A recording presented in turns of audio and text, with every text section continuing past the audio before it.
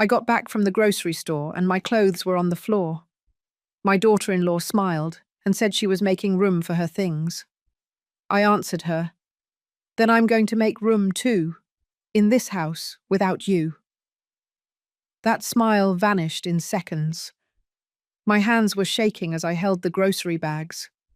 6 6/10 pounds of tomatoes, a whole chicken, freshly made tortillas, everything I'd bought to make the meal my son, Robert, had loved since he was a kid. I walked up the stairs slowly because at 68 years old, my knees just aren't what they used to be. When I got to the second floor, my heart stopped. There, thrown in the hallway like old rags, was all my clothing. My blouses, my slacks, my Sunday dresses, the knitted cardigan my husband gave me before he passed away, all wrinkled, stepped on, piled against the wall as if it were trash. And the door to my bedroom, the one that had been mine for 40 years, was wide open. Inside, my daughter-in-law, Valerie, was moving hangers back and forth with the nonchalance of someone in their own home. She was hanging her expensive dresses in my closet, arranging her high heels on my shelves, humming a song as if nothing was wrong. The bags fell from my hands. "What are you doing?" My voice came out cracked, barely a whisper. She turned around and smiled. That smile that I'll never forget. Cold, calculating, victorious. "Oh, Mary, you're back. I was just making room for my things. This bedroom has better light, you know, and the closet is much bigger. Robert and I need more space now that we're thinking of having a baby." I felt as if a knife had been plunged into my chest. My bedroom, the bedroom where my husband and I slept for 35 years, where he died holding my hand just 3 years ago, where I still kept his watch on the nightstand because I couldn't bring myself to give it away. "This is my house," I said, and my voice started to regain its firmness. "My bedroom." Valerie let out a little laugh that made my blood boil. "Oh, mother-in-law, don't be like that. We all live together, don't we? Besides, you're getting older. The downstairs bedroom is more comfortable for you. No stairs. This is for your well-being." Something broke inside me at that moment. It wasn't my heart. It was something deeper. It was my patience, my boundless kindness, my habit of bowing my head and smiling even as I was being trampled. I walked toward her slowly, very slowly. And when I stood face to face, looking into those green eyes that had so thoroughly deceived my son, I said with a voice I didn't recognize as my own, "Then I'm going to make room too, in this house, without you." Her smile froze. Then it disappeared, like a candle suddenly blown out. "What did you say?" "What you heard, Valerie. You're going to take your things out of my closet. You're going to pick up my clothes from the floor. And then you and I are going to have a very long conversation about who is in charge of this house." For the first time in 8 months, since this woman came into my life, I saw fear in her eyes. But I didn't yet know what was coming. I didn't know that this moment, this return from the grocery store with full bags and a broken heart, was just the beginning of the worst battle of my life. A battle where I would discover that my own flesh and blood, my only son, was willing to betray me in ways I never imagined. If you want to know how a mother can lose everything and regain her dignity, subscribe and stay until the end of this story. Because what's coming will break your soul and then fill you with hope. But first, I need to tell you how I got to that moment. How I let things go that far. And believe me when I tell you that every woman who hears me will recognize something of her own story in mine. Because all of us, at some point, have loved so much that we forgot to love ourselves. I met Valerie on a Tuesday in April 2 years ago. Robert came home earlier than usual, with that nervous smile he'd had since he was a kid, when he wanted to ask me for something important. He had a tall, thin woman on his arm, with perfectly straight hair and long nails painted red. "Mom, this is Valerie," my son said with sparkling eyes. She's very special to me." I was preparing barbecue chicken, the kind I make well because I use the special smoky sauce from my family's recipe. I wiped my hands on my apron and held out my hand to greet her. Valerie gave me a light air kiss on both cheeks, one of those fake kisses that barely brush the skin, and smiled, showing very white teeth. "Mrs. Mary, what a pleasure to finally meet you. Robert talks about you so much. And what a cozy house." The word cozy sounded as if she really meant outdated, but I ignored it. I wanted my son to be happy. He had been alone for 3 years after he broke up with Patricia, that sweet girl who was studying nursing, and who I, foolish me, thought would be my daughter-in-law. During that first meal, Valerie barely touched the barbecue chicken. She said she was watching what she ate for an event. She talked a lot about her job at a marketing agency, about the important clients she handled, about her trips to Miami and San Diego. Robert looked at her as if she were an angel descended from heaven. I wanted to believe her. I really wanted to believe her. The months passed. Robert started coming less often for Sunday dinners. When he did come, it was always with Valerie, and she always had an excuse not to stay long. "We have a dinner with his bosses. We need to look at some apartments. We're meeting my parents." And then, one night in December, Robert showed up without warning. He knelt in front of me in the living room, where I was knitting a sweater while watching my soap opera, and told me, "Mum, I'm getting married. I proposed to Valerie, and she said yes." My heart skipped a beat. Happiness mixed with something I couldn't identify then, something that tightened in my stomach. "Son, that's wonderful," I said, and hugged him tight. "Your father would be so proud." "I want it to be a beautiful wedding, Mum, like the one you and Dad had. Valerie deserves the best."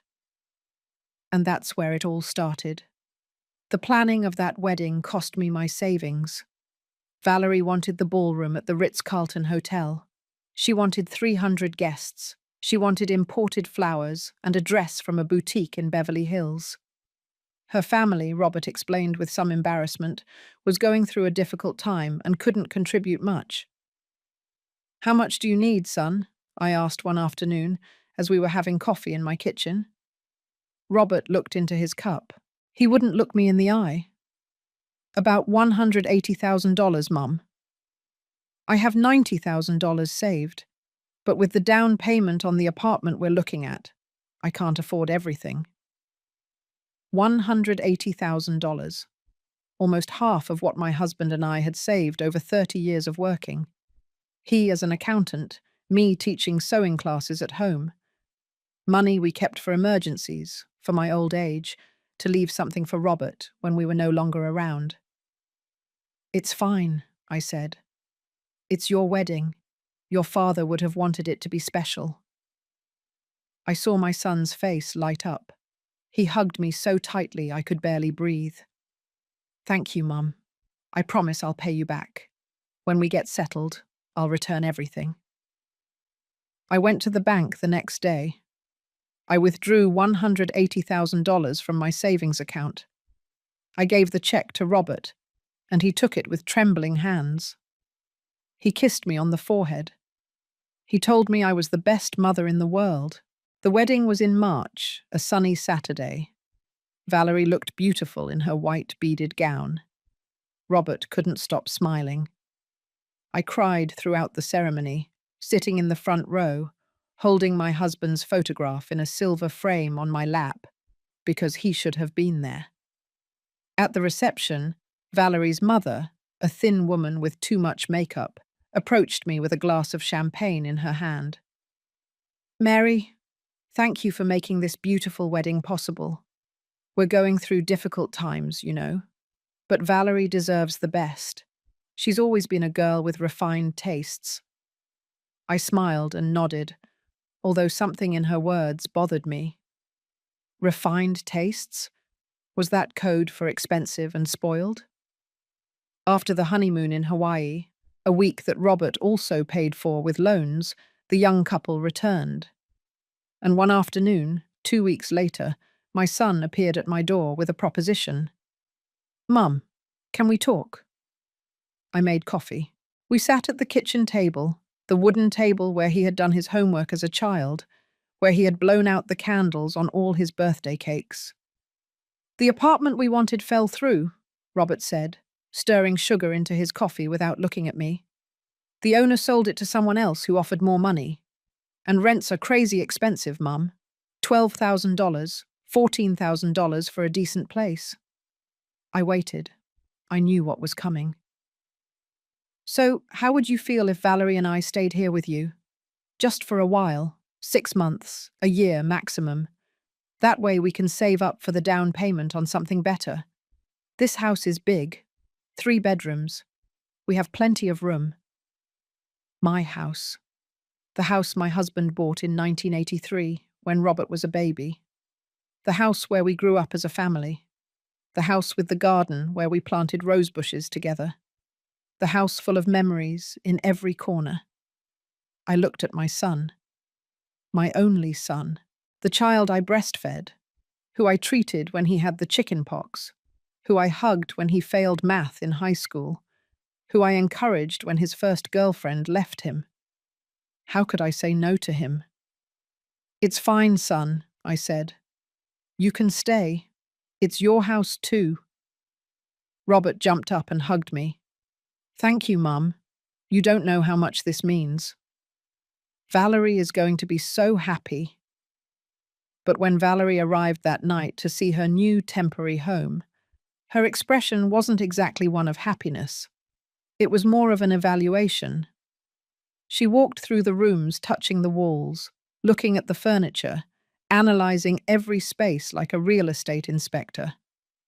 "It's cozy," she said again, using that word I was beginning to hate. "Though we'll need to modernize some things, right, honey?"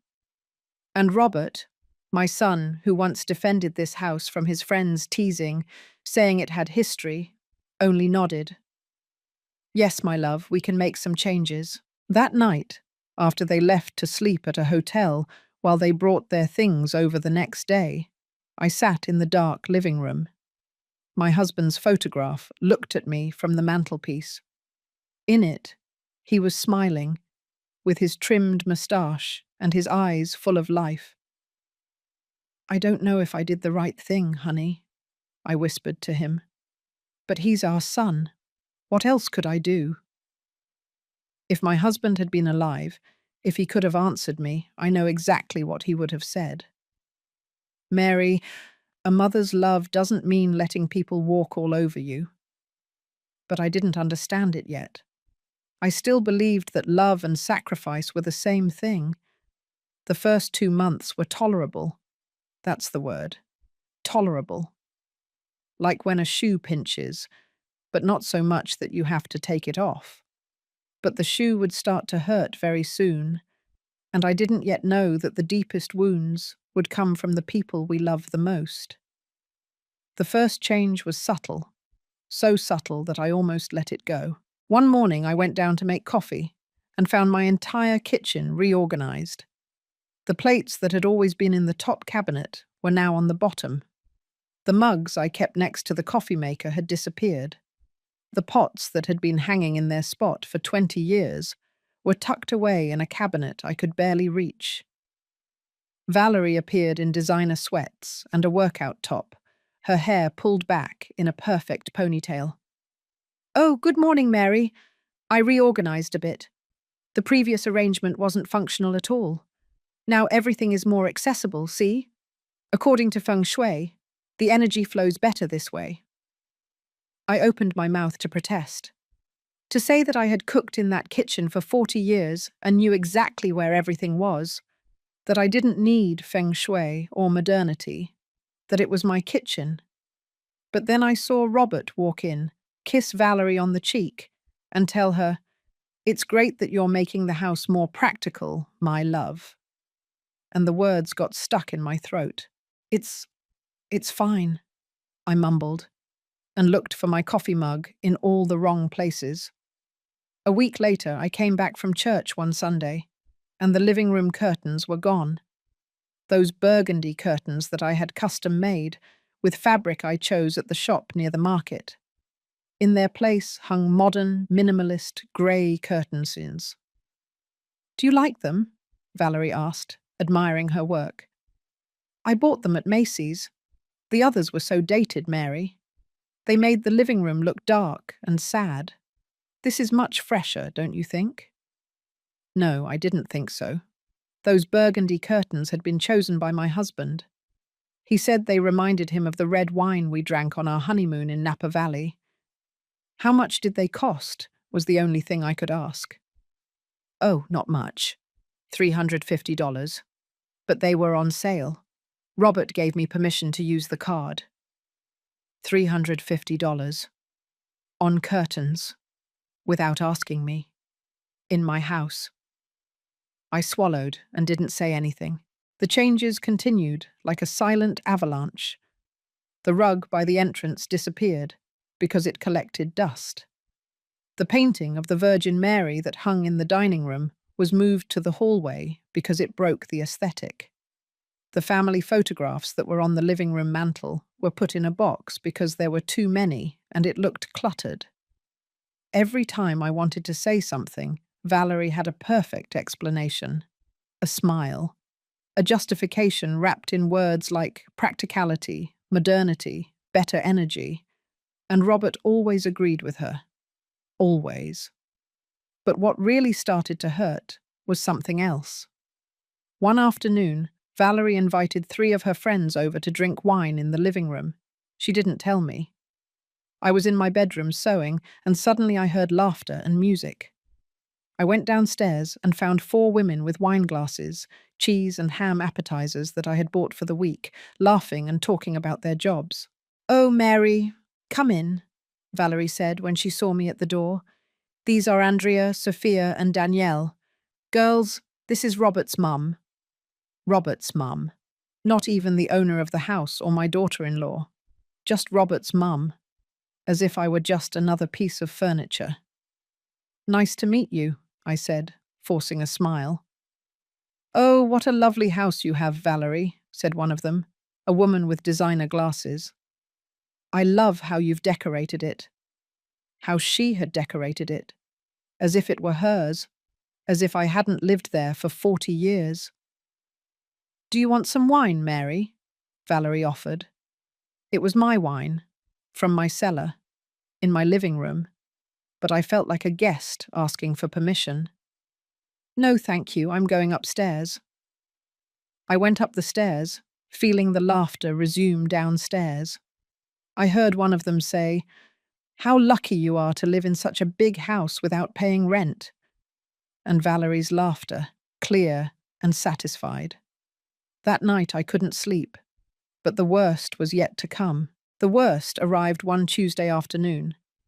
I went into my bedroom looking for my pearl necklace, the one my husband gave me on our 25th anniversary. I always kept it in the little blue velvet box in the first drawer of my dresser.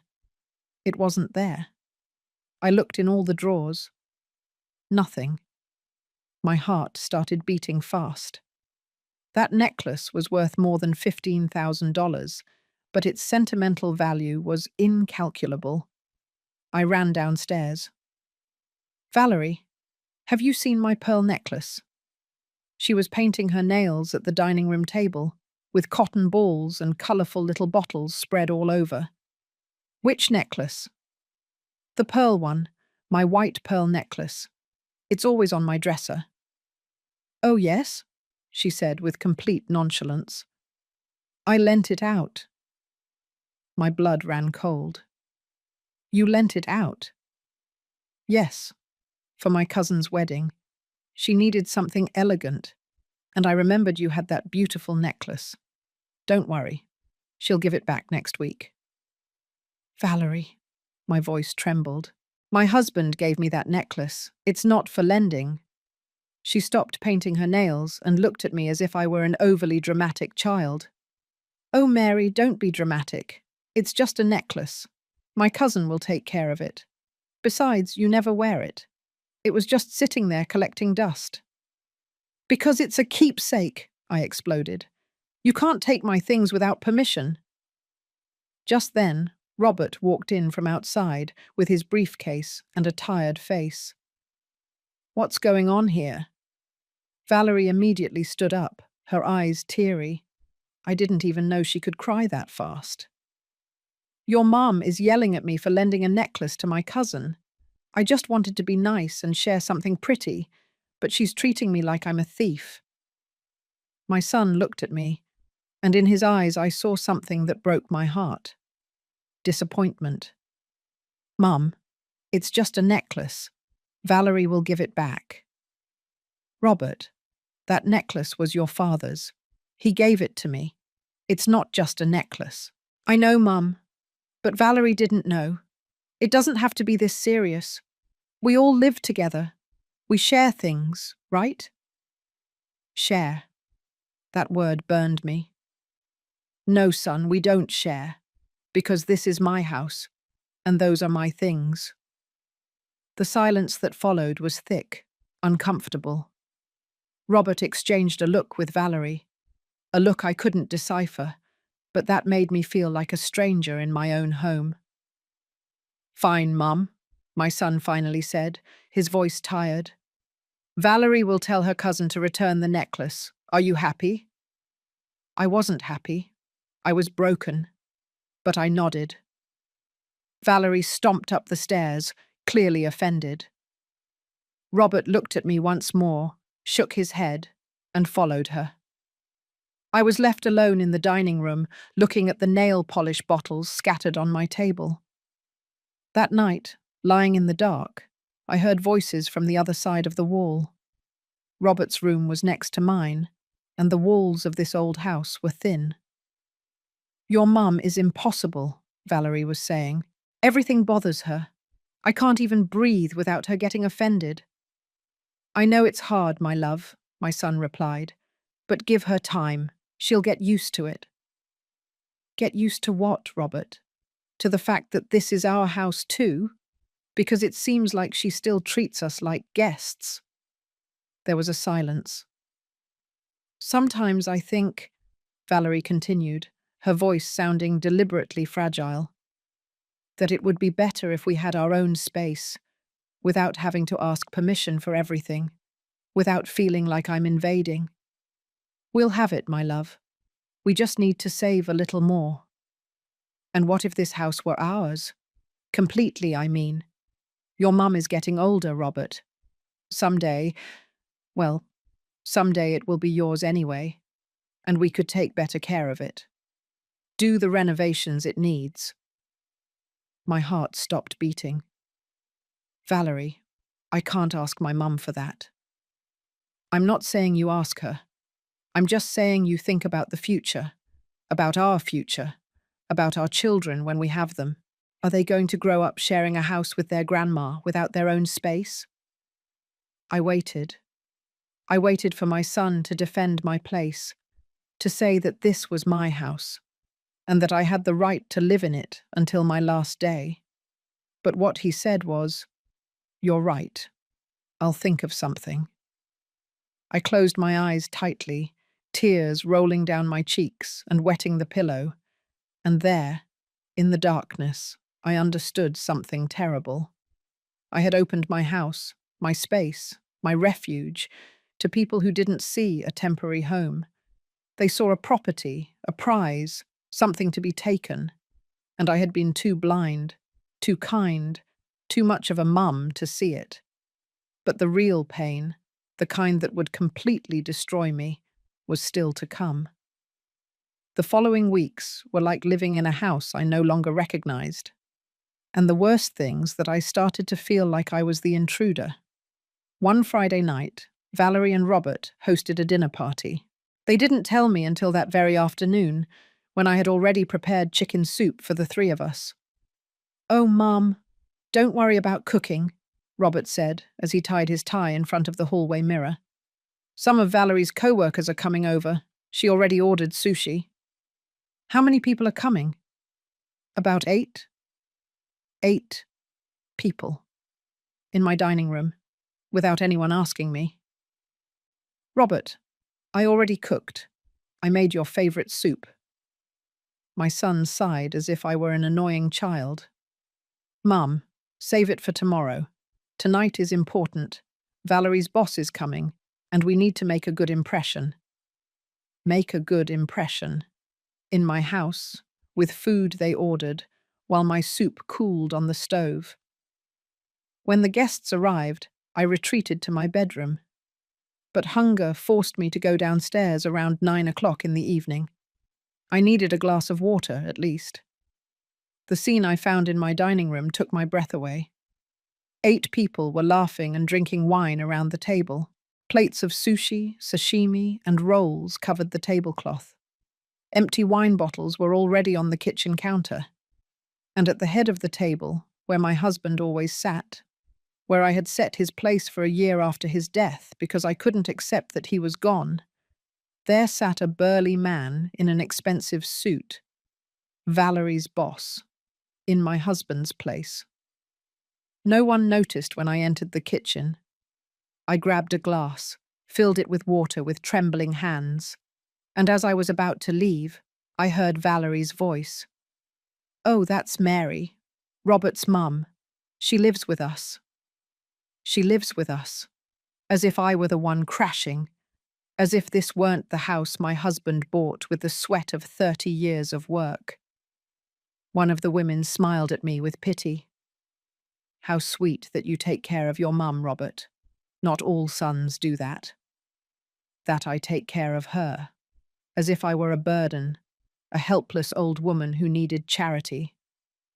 I went up the stairs feeling like every step weighed 1,000 pounds. Locked in my room, with the glass of water untouched on the nightstand, I cried myself to sleep. But that wasn't the worst of it. The worst arrived one Tuesday morning. I went down early to make coffee and found the kitchen a disaster. Dirty plates, glasses with leftover drinks, the sink full of dishes from the night before's dinner, another one of their gatherings that I no longer even bothered to attend. I started washing up, because it was my habit, because I couldn't stand to see my kitchen like that, because even if it hurt to admit it, it was still my house, and I needed to keep it dignified. Valerie appeared at 10 o'clock in silk pajamas, yawning. "Morning, Mary. Oh, thanks for doing the dishes. You're a doll." I didn't answer. I kept washing.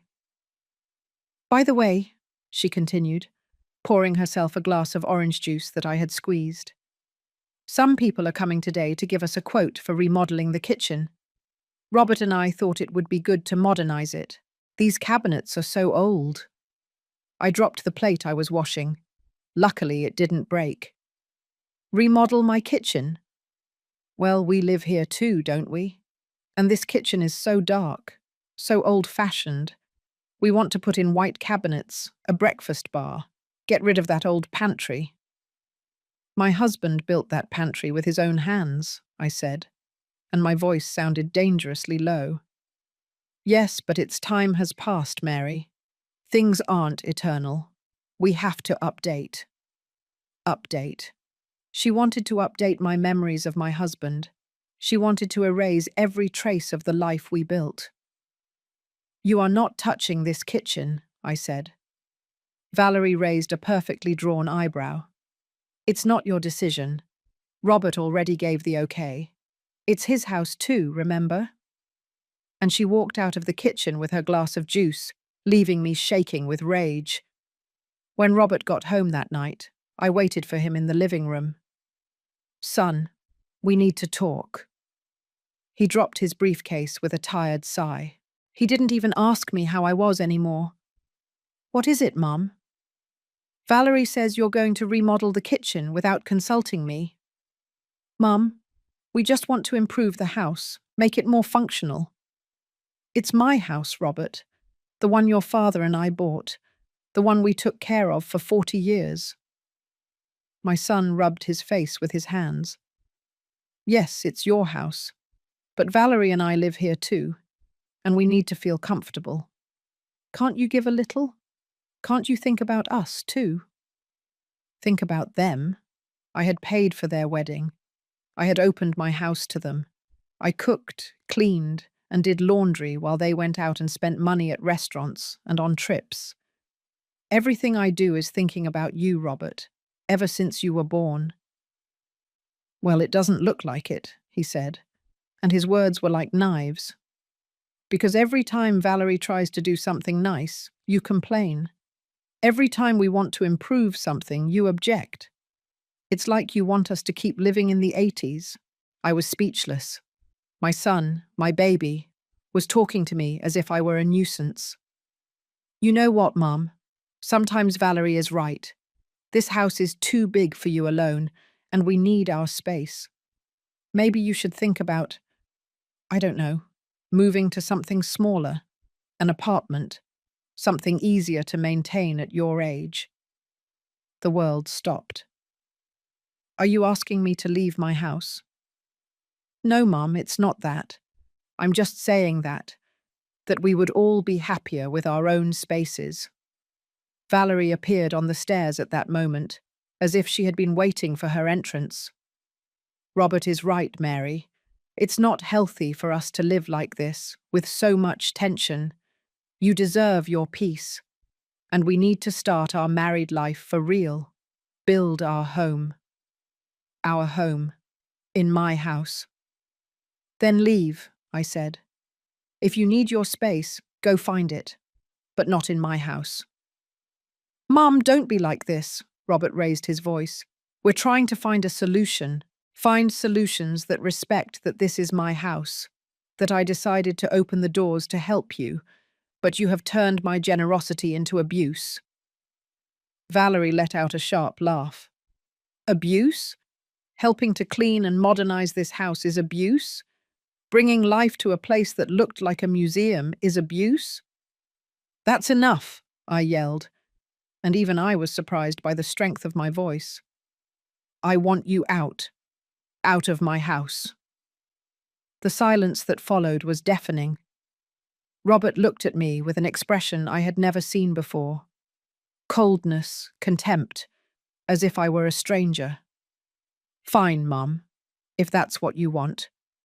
But remember this when you're alone in this enormous house, when you have no one. Remember that you threw us out. And they went up the stairs together, leaving me trembling in the living room. I didn't sleep that night.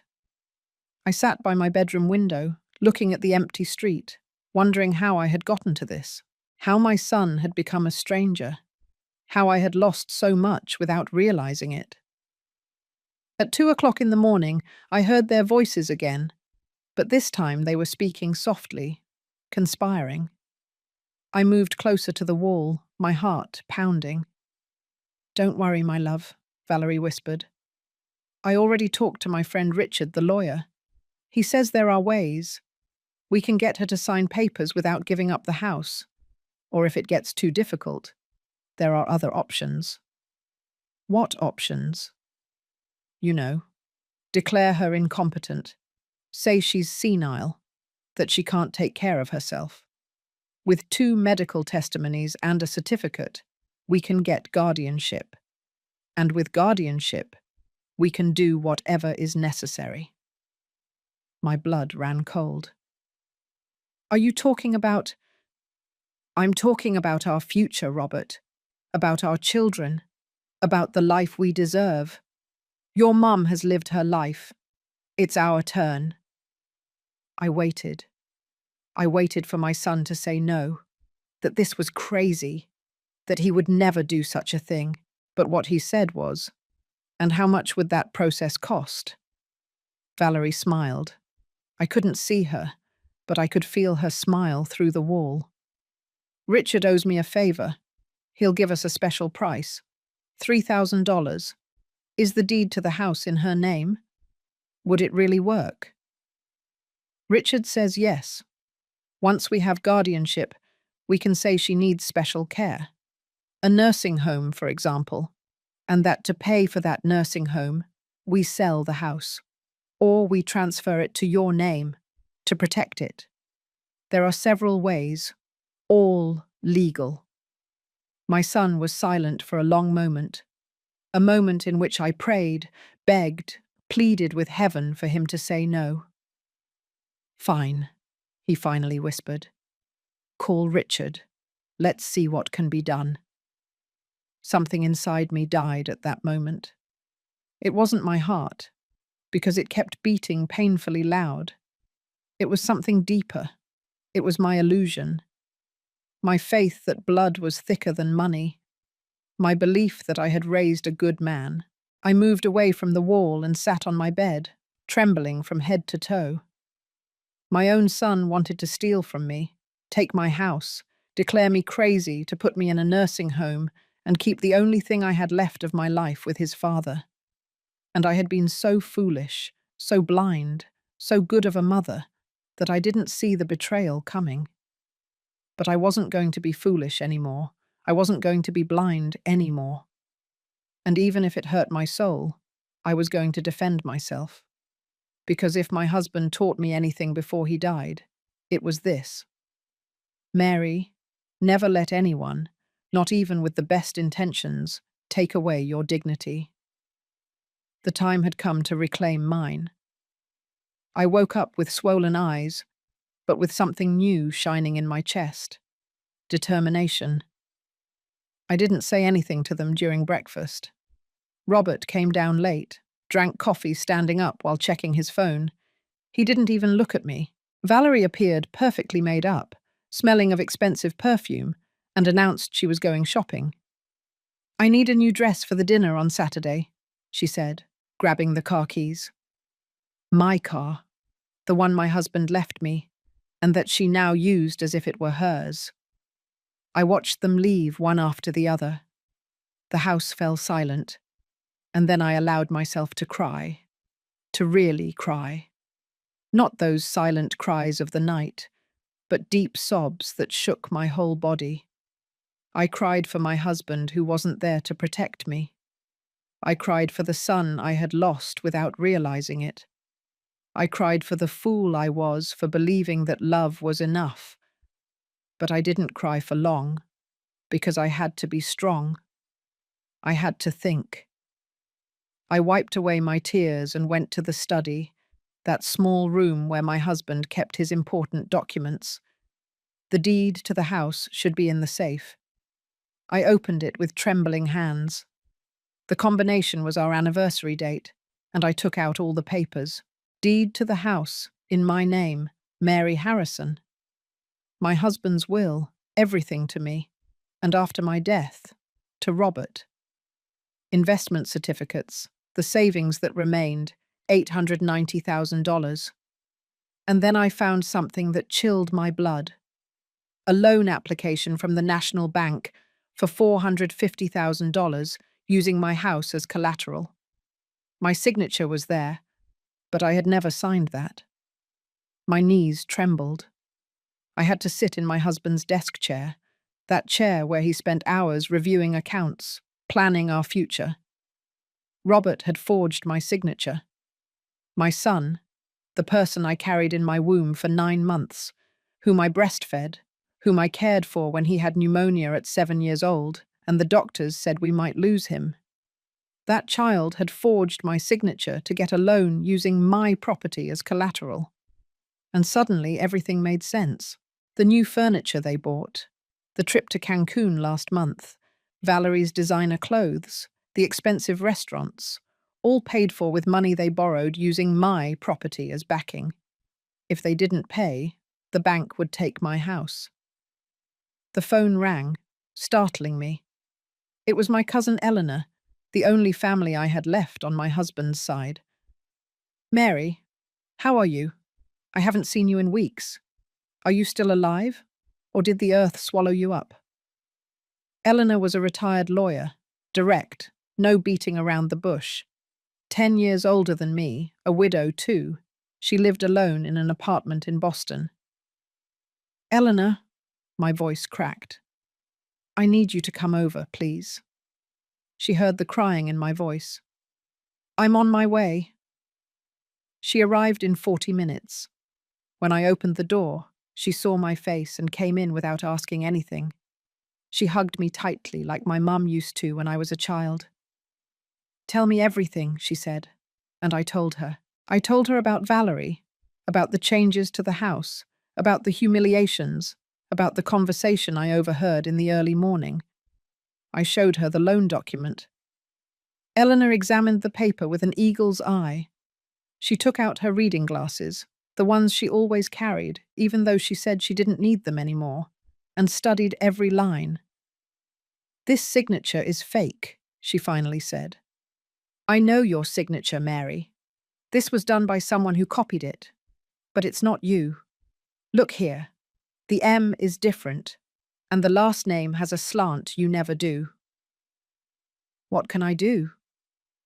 Eleanor took off her glasses and looked at me with that seriousness I had known since childhood. "First, we're going to void that loan for fraud.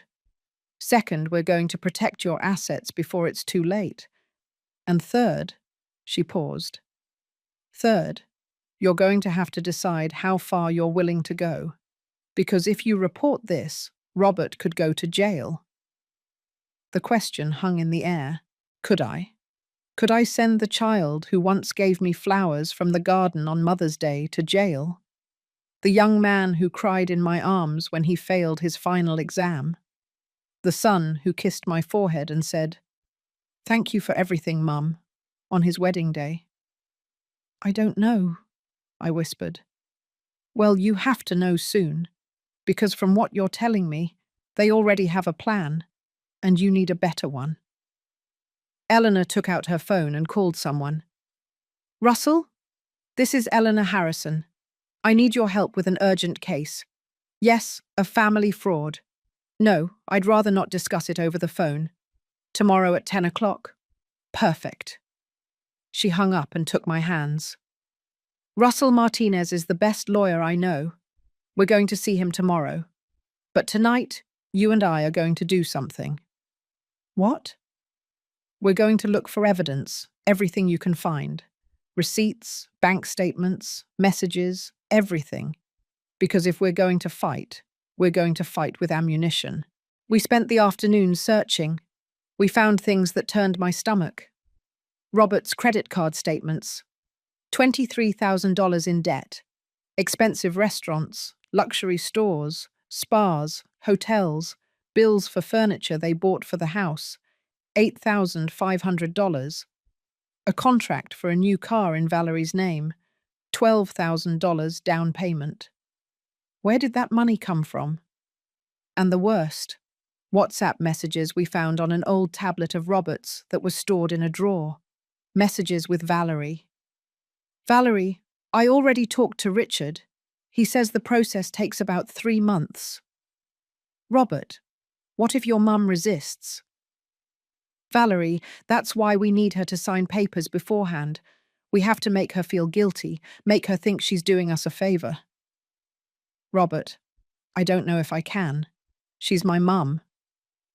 Valerie, and I'm your wife. To whom do you owe loyalty? Besides, we're not taking anything away from her. It was going to be yours someday. We're just speeding up the process. Robert, you're right. For our future. Valerie, for our future." Eleanor took a picture of every message with her phone. "This is gold, Mary. Proof of conspiracy to commit fraud and deprive you of your property." But I could only see one thing. My son choosing that woman over me. My son calling me the obstacle. My son planning to steal from me. That night, when Robert and Valerie returned, loaded with shopping bags from Nordstrom, I was sitting in the living room, calm, serene. "Hi, Mum," Robert said, almost surprised to see me there. "Are you okay?" "Yes, son. Very well." Valerie looked at me with suspicion. She sensed something was different. "Well, we're going up. I'm tired," she said, pulling Robert by the arm. I watched them go up, and when they were upstairs, I took out my phone and sent a message to Eleanor. "I'm ready. We're going to fight." The answer was immediate. That's my girl, cousin. Your comeback starts tomorrow. I went to sleep that night with a strange peace. I was no longer the victim. I was no longer the naive mother who let herself be trampled. I was a woman who was going to defend what was hers. And Valerie and Robert had no idea of the storm that was about to hit them. Because if I learned anything in 68 years of life, it's this. The still waters are the most dangerous. And I had been quiet, silent, patient for too long. But still waters, when stirred, turn into tsunamis. And the tsunami was about to strike. At 9 o'clock the next morning, Eleanor arrived in her car, an old but impeccable Toyota, just like her. She carried a leather briefcase and that serious expression she wore when going to court. "Ready?" she asked. "Ready." I left a note for Robert in the kitchen. "Went out with Eleanor. Back this afternoon." Short. No explanations. Let them wonder. Russell Martinez's office was in downtown Chicago, in an old building with a cage elevator. His office was small but full of books. A man about 60 years old, with a greying moustache and intelligent eyes, greeted us with coffee. Eleanor gave him a brief summary, sitting across from us. "But I need you to tell me everything, Mrs. Mary, in detail." And I told him. Again. But this time I didn't cry. This time I spoke clearly, with facts, with dates. Mr. Martinez took notes in a yellow legal pad. Occasionally he nodded. When I finished, he took off his glasses and looked at me with something close to admiration. "Mrs. Mary, what they are doing to you has several legal names: fraud, forgery of documents, dispossession, conspiracy. Your son could face up to 12 years in prison." I felt the floor move beneath my feet. 12 years. For forging your signature and using your property as collateral without your consent. Yes, it's a serious felony. But there's something else. He opened his briefcase and took out a laptop. "With your permission, I'm going to do some research. Can you give me your daughter-in-law's full name?" "Valerie Rivas." His fingers flew over the keyboard. Eleanor and I waited in silence. The wall clock ticked the seconds like heartbeats. "Here it is," he finally said. "Valerie Rivas. Age, 29 years. And she has... interesting." "What?" "She has a rather problematic credit history. 3 credit cards cancelled for non-payment. A consolidated debt of $32,000 with a bank. And a pending civil lawsuit from a former landlord for damages to a rental property, $4,000. I was breathless. "And her family?" The lawyer kept researching. "Her father, George Rivas, owned a wine distribution company. He went bankrupt 2 years ago. He currently faces 3 lawsuits from suppliers for unpaid bills. The mother, Sandra Rivas, has no registered employment activity. They live in a rented house in Brooklyn." It all clicked into place like pieces of a macabre puzzle. Valerie wasn't the successful woman she pretended to be. She was a woman with debts from a bankrupt family who saw an escape in my son and my house. "There's more," the lawyer continued. "I found something curious. Valerie was engaged 3 years ago to a businessman from Dallas, Robert Sanders. The engagement was abruptly broken. According to a note in a social magazine, he accused her of stealing money from his account." Eleanor let out a low whistle. "She's a professional gold digger." "That's what it looks like," Mr. Martinez confirmed. "And your son, excuse my frankness, fell into the trap." My poor Robert, my naive son who always believed the best in people, who fell in love with his eyes closed, who had been manipulated by a woman who only saw dollar signs where there should have been love. "What can I do?" I asked, and my voice sounded firmer than I expected. The lawyer leaned back in his chair. "You have several options. Option 1, file a criminal complaint for fraud. The process would be long, painful, and your son would go to trial. If he's found guilty, jail. Option 2, confront them with the evidence and negotiate. Force them to return the money, void the loan, and get them out of your house with an agreement signed before a notary public. No jail, but consequences. And the house, is it safe? Right now, no. That loan is a time bomb. If it's not paid, the bank can start a foreclosure process, but we can void it by proving the signature is fake. We would need a handwriting expert, but I have a reliable one, $500, 2 weeks maximum. Do it, I said without thinking. Perfect. I also recommend that you transfer your savings to a new account, one they don't know about, and change your will immediately. If something happened to you right now, everything would automatically go to your son, and consequently to her. Panic squeezed my chest. Change my will? It's a protective measure, Mrs. Mary. I'm not saying your son would harm you, but Valerie, she worries me. I've seen cases where things get ugly when money is involved. Eleanor took my hand. Listen to him, Mary. This isn't a game. That same afternoon, Mr. Martinez took us to a notary public he trusted. There, in an office smelling of old paper and coffee, I changed my will. Now everything would go into a trust. Robert would receive the inheritance, but only after meeting certain conditions. Proving financial stability, being divorced from Valerie, or presenting proof that he had paid all his debts. If I died without him meeting those conditions, everything would go to charity foundations. I signed with a trembling hand. Each signature felt like a betrayal, but also an act of survival. Then we went to the bank. With Eleanor by my side and Mr. Martinez explaining everything to the executive, I opened a new account. I transferred the $890,000 I had left. The new card would arrive in 5 days at Eleanor's address. And the loan? I asked the bank manager. We have to investigate, ma'am. If the signature is fake, the loan is voided, and your son would automatically face criminal charges. We need you to file the report. Not yet, I said. First, I need to talk to him. The manager looked at me with pity. He had probably seen 1,000 cases like mine. Mothers robbed by their sons, elderly people dispossessed by family members, the oldest story in the world.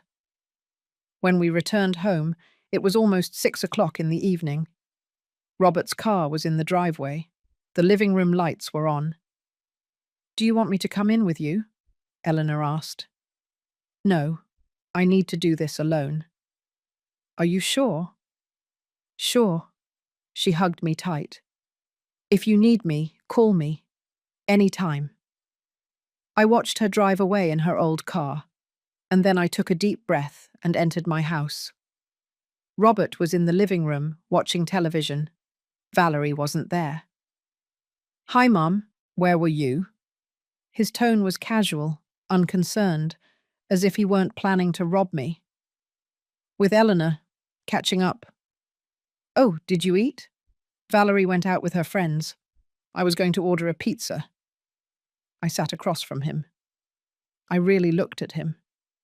My 34-year-old son, with some grey hairs already at his temples, with tired wrinkles around his eyes, with that 3-day beard he now wore, because Valerie said it made him look more masculine.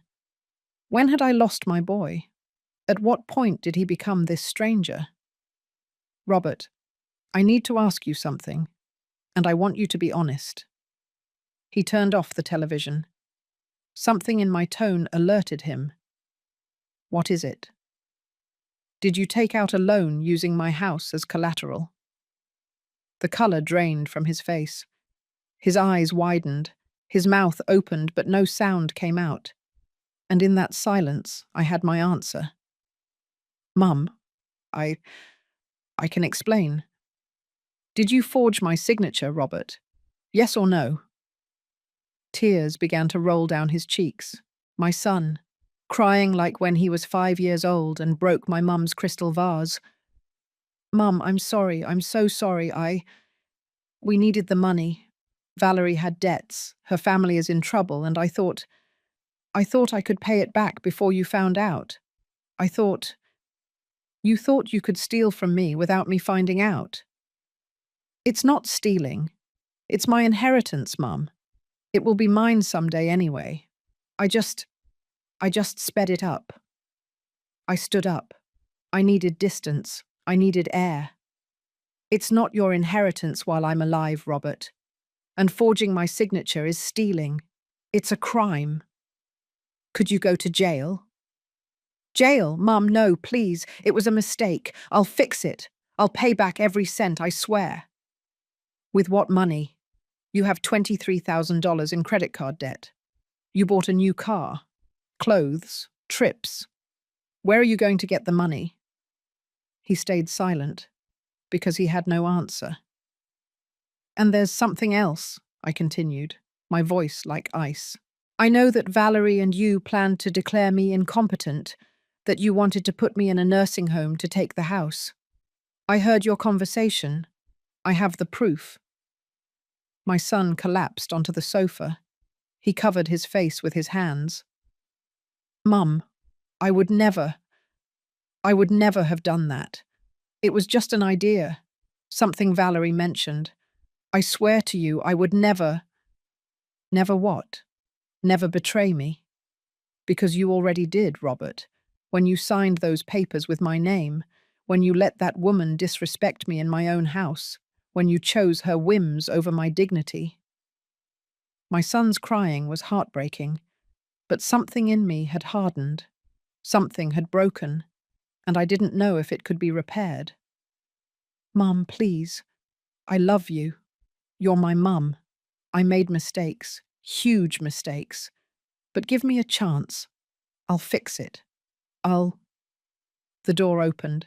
Valerie walked in, laughing on the phone, carrying bags from Zara and Express. Yeah, girl. It was incredible. I'll send you pictures later. Bye. She hung up and saw us, Robert crying, me standing, arms crossed. What happened here? She asked, but her tone was cautious. What happened? I said, and my voice cut the air like a knife. Is that the show is over. I know everything. The loan, the debts, the plans, everything. The smile froze on her perfectly made-up face.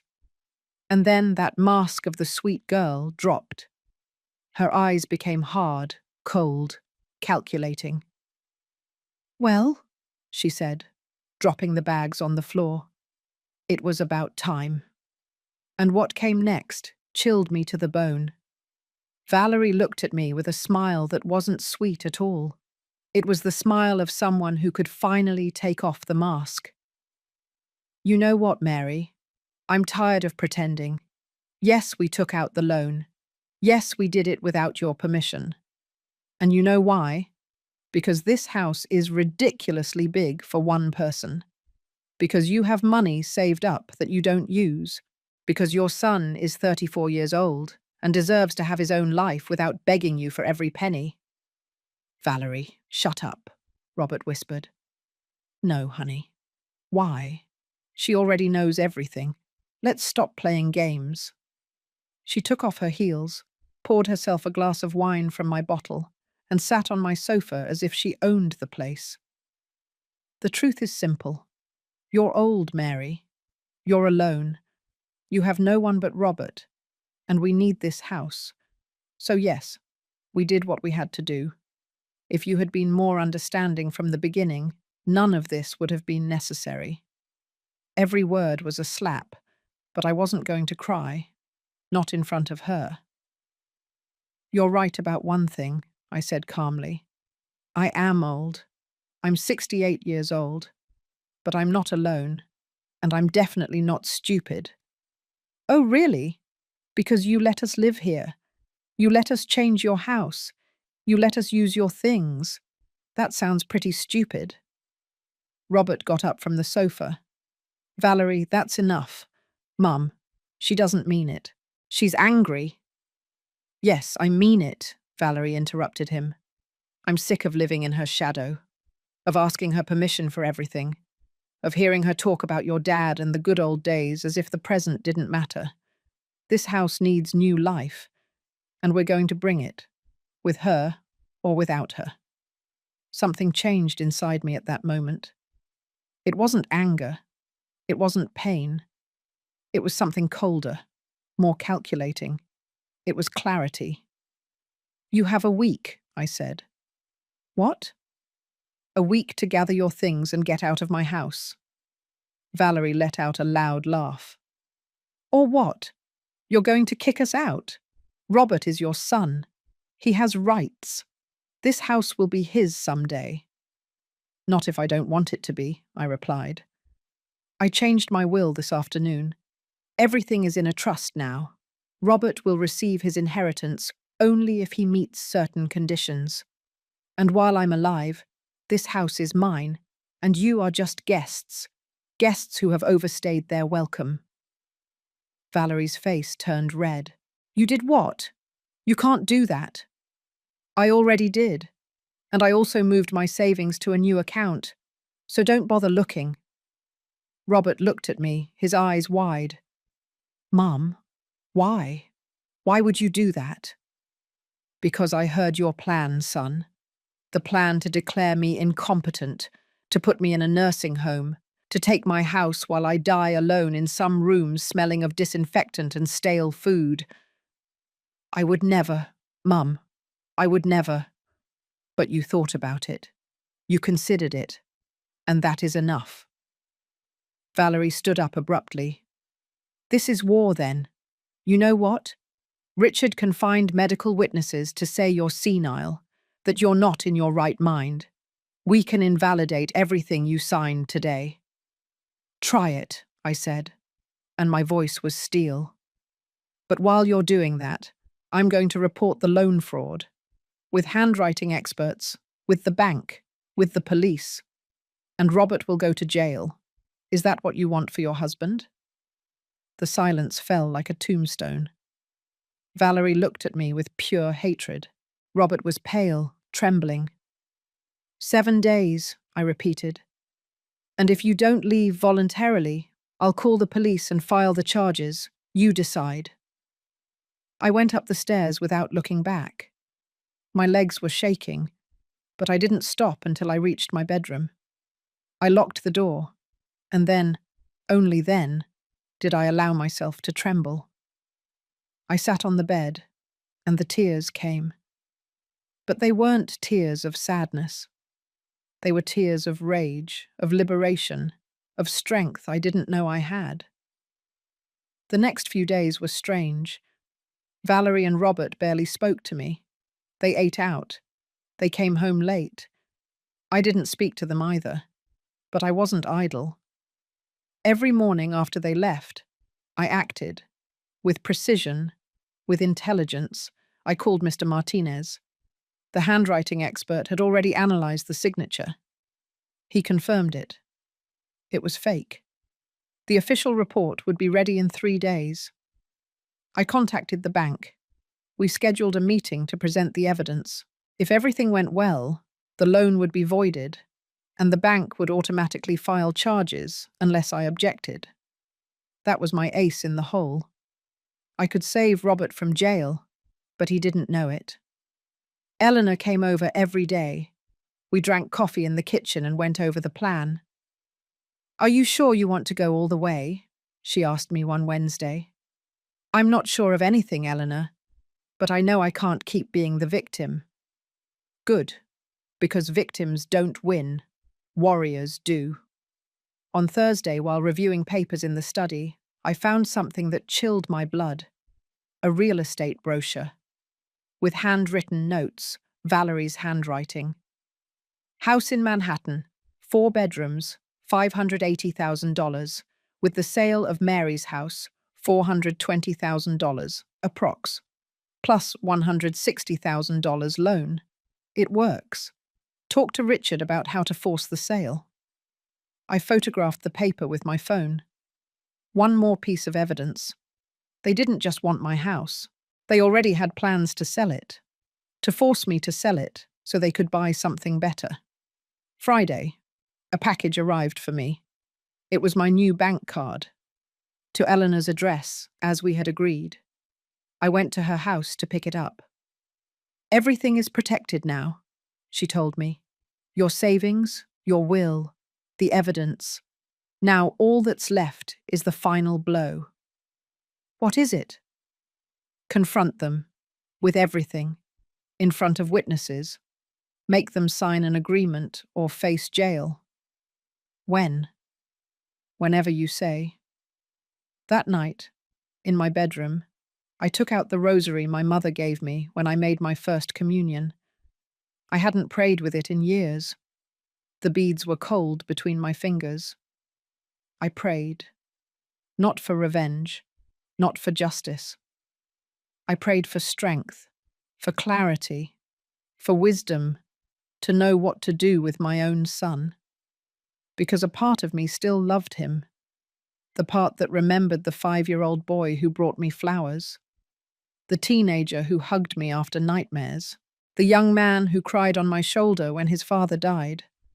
But another part, the new part that was being born, knew that love didn't mean letting yourself be destroyed. On Saturday morning, I made a decision. I went down to the kitchen where Robert was drinking coffee, alone. Valerie was still asleep. Son, I need us to talk. He looked at me with swollen eyes. He hadn't slept well either.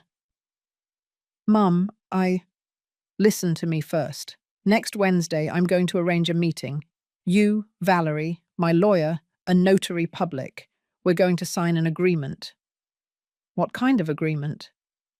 One where you waive all rights to this house, where you commit to paying me back, in installments we can agree on, what you spent from the fraudulent loan, and where you leave this house.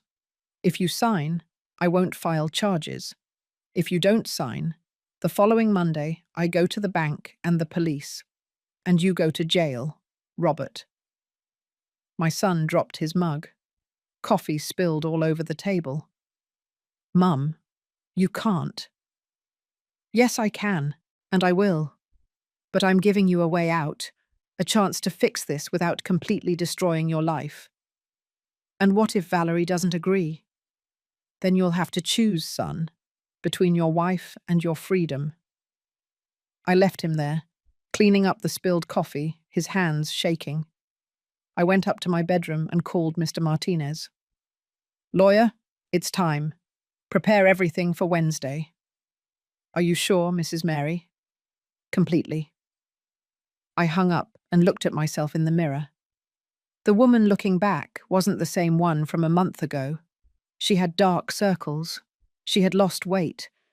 But her eyes shone with something I hadn't seen in years. Determination, strength, dignity. My husband had taught me to be strong, but I had forgotten that lesson somewhere along the way. At some point, I confused love with submission, generosity with weakness, but not anymore. On Sunday, Valerie came looking for me. She knocked softly on my door. Mary, can we talk? I opened it. She came in with a remorseful look. Very well acted. I know things got out of hand, she said in a soft voice. And I'm sorry, really. Robert and I made mistakes, but we can fix it. We're family. Family, I repeated. Is that how you treat your family? By stealing? By planning to commit me? I never wanted that. It was just, they were stupid ideas. The stress, the debts. I wasn't thinking clearly. We'll resolve everything on Wednesday, with lawyers, with papers, with signatures that will be real. Her mask of remorse dropped for a second. I saw the flash of hatred in her eyes. You're tougher than I thought, she said. I'm not tough. I'm a survivor, and you forced me to remember that. She left my room without saying anything more. Monday and Tuesday passed in silent tension. Valerie and Robert whispered in their room. I heard them arguing. She was shouting. He was crying. But I didn't give in. I didn't go to comfort my son. I didn't soften my stance, because I knew that if I did, I would lose. And I had already lost too much. On Tuesday night, while eating alone in the kitchen, a simple sandwich, because I no longer cooked for them, my phone rang. It was Eleanor. Mary, everything is ready. Tomorrow at 10 o'clock at Mr. Martinez's office. The notary confirmed. Are you ready? I looked around my kitchen, the pantry my husband built, the table where we ate breakfast thousands of mornings, the walls that held 40 years of memories. I'm ready, I said. And for the first time in a long time, I truly believed it. Wednesday dawned grey. Heavy clouds covered the city like a premonition. I got up at 6 o'clock in the morning. I showered with hot water, letting the steam relax me. I put on my best dress, the navy blue one I wore to Robert's wedding, and the silver necklace my husband gave me on our last anniversary together. Not the pearl one. That one still hadn't shown up. Valerie never gave it back to me. I went down to the kitchen. Robert was already there, sitting at the table, his head in his hands. Good morning, I said, pouring myself coffee. Mum, please don't do this. It's already done, son. Now it's up to you to decide which path to take. Valerie says she won't sign anything. She says it's a trap. I took a sip of my coffee. It was bitter, but I liked it that way. It's not a trap. It's justice. But if she prefers a judge to resolve this, go ahead. Only then the judge will also decide about the years in jail. She's my wife, Mum. How can you ask me to choose? I'm not asking you to choose, Robert. You already chose months ago, when you signed my name on those papers, when you allowed me to be disrespected, when you planned to take the only thing I have left of your father. He broke. He cried like a small child. Forgive me, please, forgive me. A part of me wanted to hug him, tell him everything would be all right, that Mum always forgave, but that part was tired, hurt, broken. I forgive you, son, but consequences aren't erased with forgiveness. They're erased with actions. At 9:30, Eleanor picked me up. She was wearing a grey business suit and that intimidating lawyer look. How are you? She asked. Scared, but firm. That's all you need. Robert followed us in his car. Valerie was in the passenger seat, wearing dark sunglasses and a face of contained fury. Mr. Martinez's office was set up like a hearing room. A long table, chairs on each side, the lawyer at the head. Beside him, a notary public, an older gentleman with glasses and a briefcase, and another man I didn't know. Mrs. Mary, this is Mr. Ramos from the bank, Martinez introduced. He is here as a witness for the institution. I nodded. My heart was pounding so hard I thought everyone would hear it. Robert and Valerie walked in. She was wearing high heels and a black dress that made her look like she was going to a funeral. Perhaps it was appropriate. Something was going to die today. Please, have a seat, Mr. Martinez instructed. We sat down. I was on one side with Eleanor. They were on the other. The table between us felt like an abyss. All right, Martinez began, opening his briefcase. We are here to resolve a very delicate situation.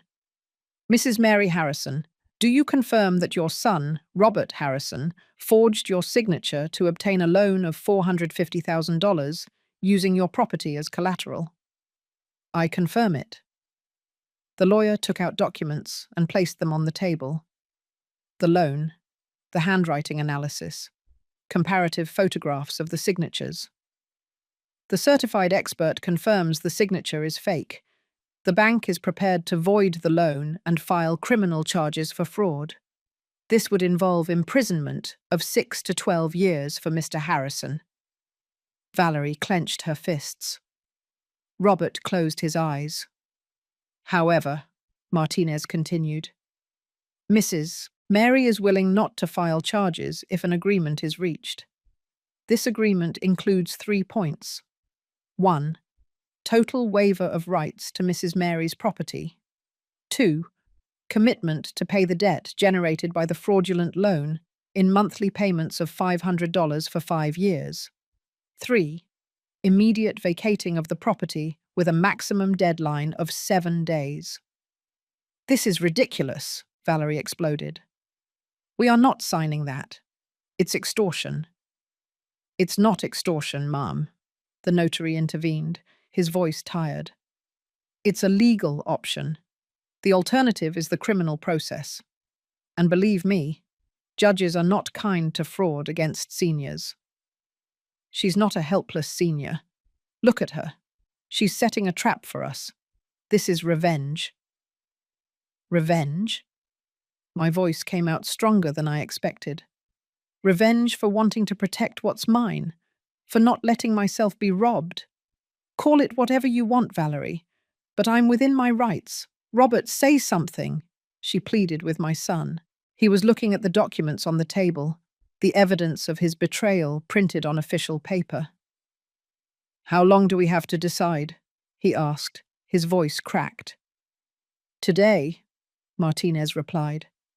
If you don't sign, Mrs. Mary files the criminal complaint tomorrow, and once that process is started, there's no turning back. Valerie stood up abruptly. I need to speak with my husband, alone. The lawyer pointed to a small office next door. They went in and closed the door. Eleanor squeezed my hand under the table. You're doing great, she whispered. But I didn't feel great. I felt like I was killing something. I didn't know if it was the past or the illusion or the relationship with my son, but something was dying, and I was the executioner. 10 minutes later, they came out. Valerie's eyes were red. Robert was pale as a ghost. They sat down again. I have a counter-proposal, Valerie said, her voice like ice. We sign the agreement. We leave.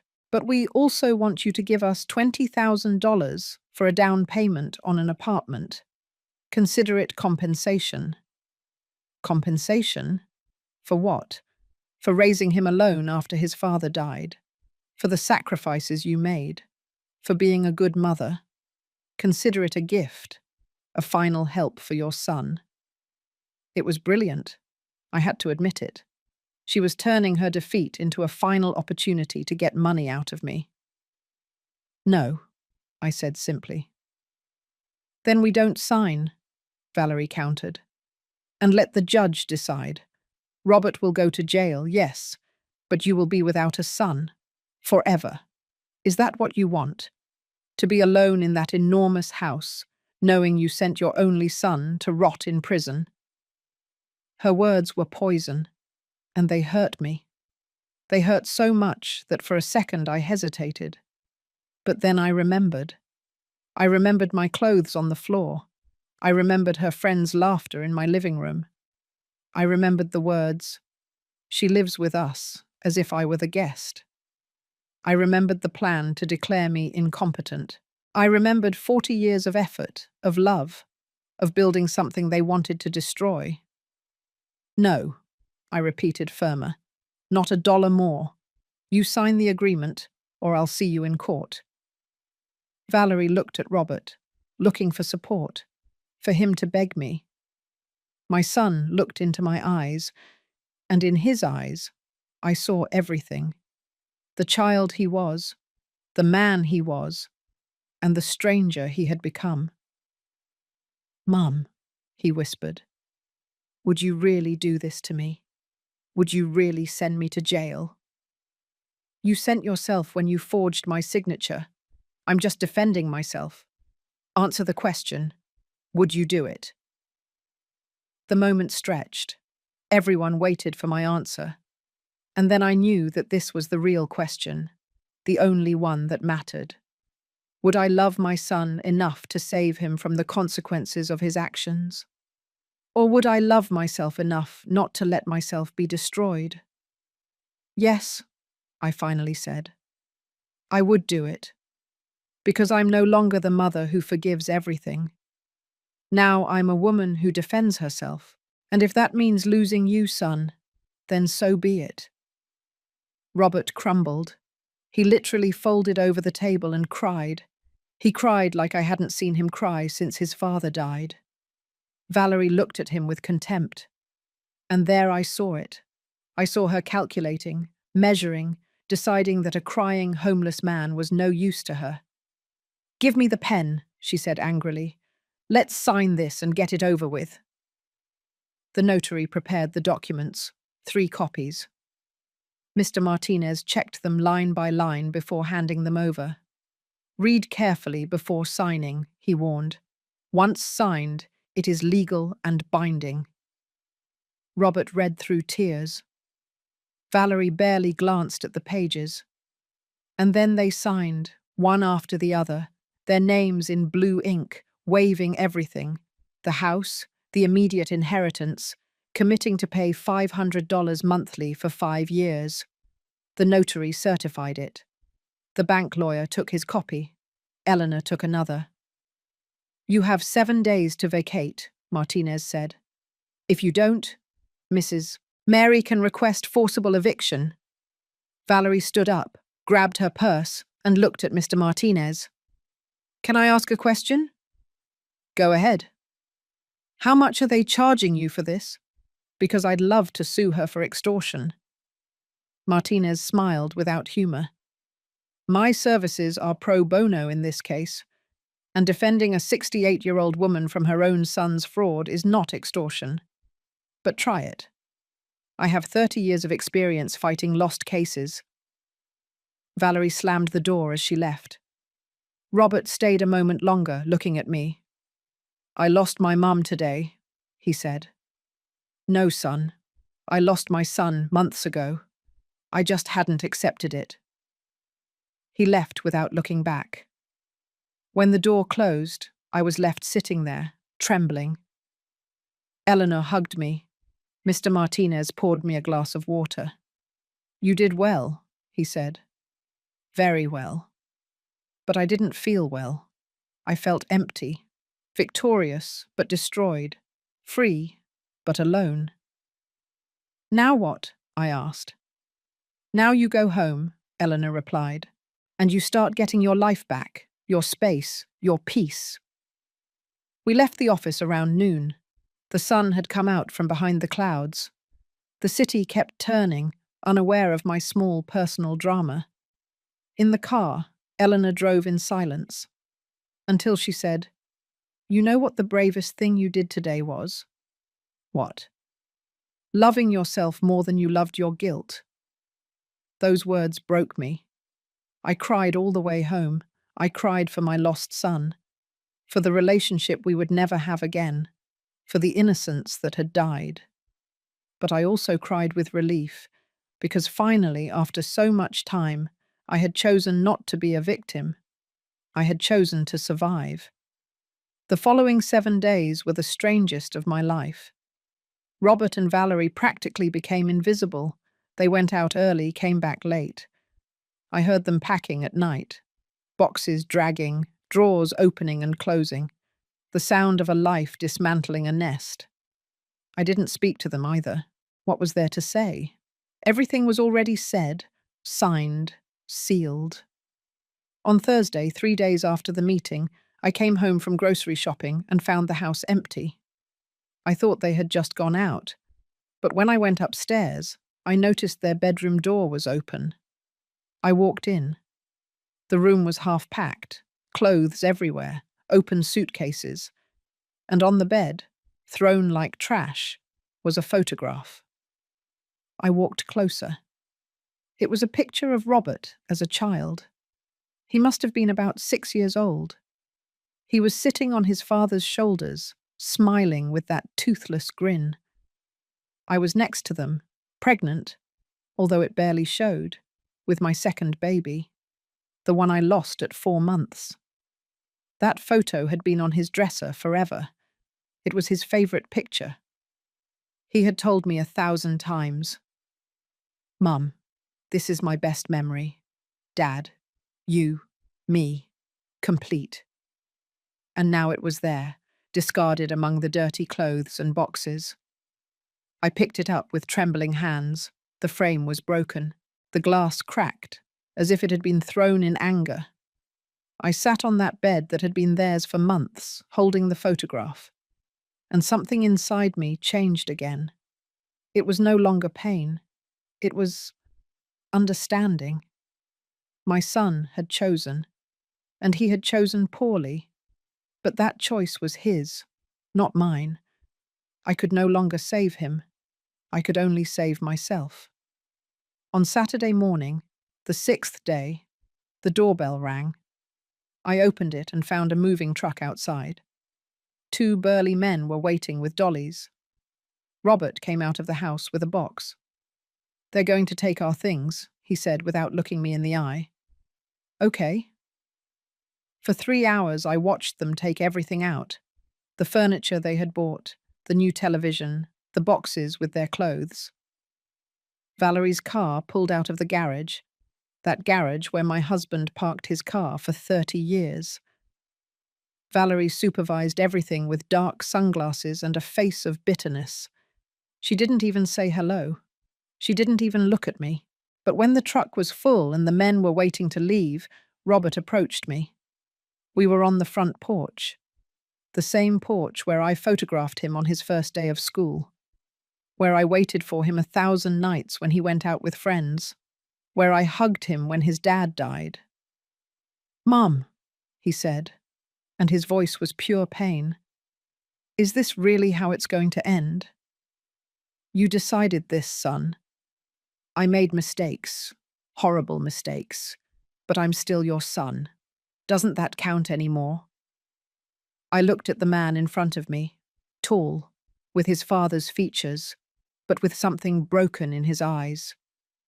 "You will always be my son, Robert, but you can no longer be my responsibility, nor my vulnerability.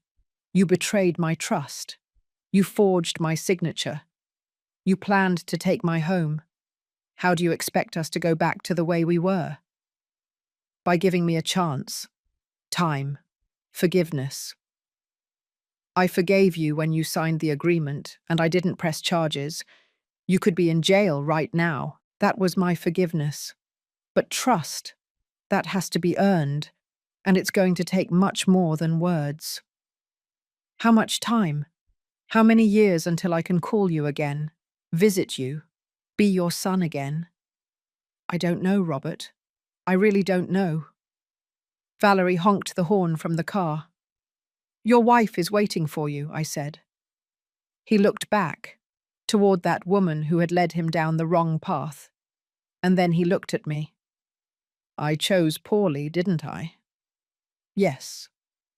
"Is there a way to fix it?" "There's always a way to fix things, but not today, not tomorrow, maybe in a long time, when you prove that you've truly changed, that you're not the man who signed my name on those papers." Valerie honked the horn again, more insistently. Robert took a step toward me. For a moment I thought he would hug me, but he just stopped, his arms half extended, not daring to. "I love you, Mum." "I love you too, son. That's why I had to do this." He got into the car. Valerie drove off before he even closed the door properly. The moving truck followed them. I stood on the porch, watching them drive away, watching them disappear around the corner, watching my son leave my life, perhaps forever. And then, for the first time in months, I felt something strange. Peace. I went inside the house, our home, mine and my husband's, and walked through every room. The kitchen no longer had those modern dishes, or the expensive pots, or the smell of Valerie's expensive perfume. The living room no longer had her clothes lying around, or her fashion magazines, or her friends laughing at my life. My bedroom was still mine, without threats of it being taken away. It was as if the house was breathing again, as if the walls sighed with relief. That afternoon, Eleanor called. "How are you?" "I don't know. Fine. Bad. Empty. Free. All of it together." "That's normal. You just fought the hardest battle of your life, and you won. It doesn't feel like victory because it isn't victory. It's survival, and that's more important. Now what do I do, Eleanor?" "Now you live. You reclaim your house. You reclaim yourself. And you let time heal what needs to heal." 3 weeks passed. Total silence from Robert. Not a call. Not a text. Nothing. I rediscovered my house. I put my burgundy curtains back up.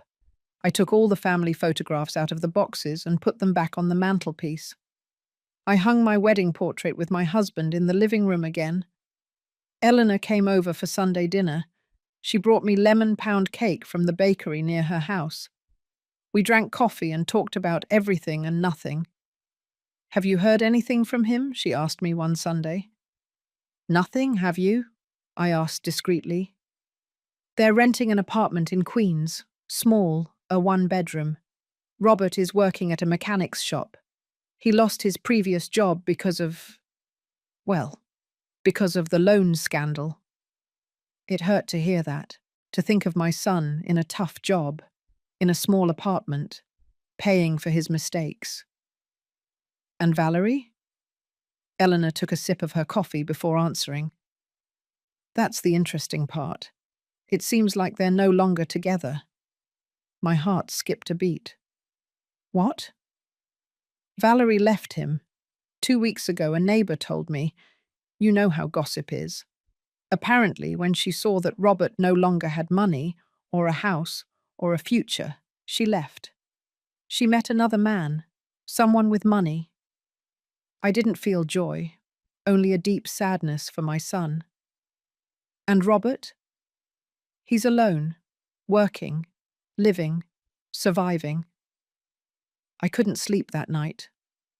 I thought about my son in that small apartment, alone, abandoned by the woman for whom he had risked everything. Was it punishment enough? Was it too much? When does the pain end and forgiveness begin? The next morning, my phone rang. Unknown number. "Hello?" "Mum." Robert's voice was broken. "Mum, it's me. I know I don't have the right to call you.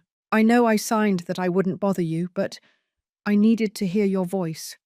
I needed to tell you something. I'm listening. You were right. About everything. Valerie? She left me. And I realized that she never loved me. She only loved what I could give her.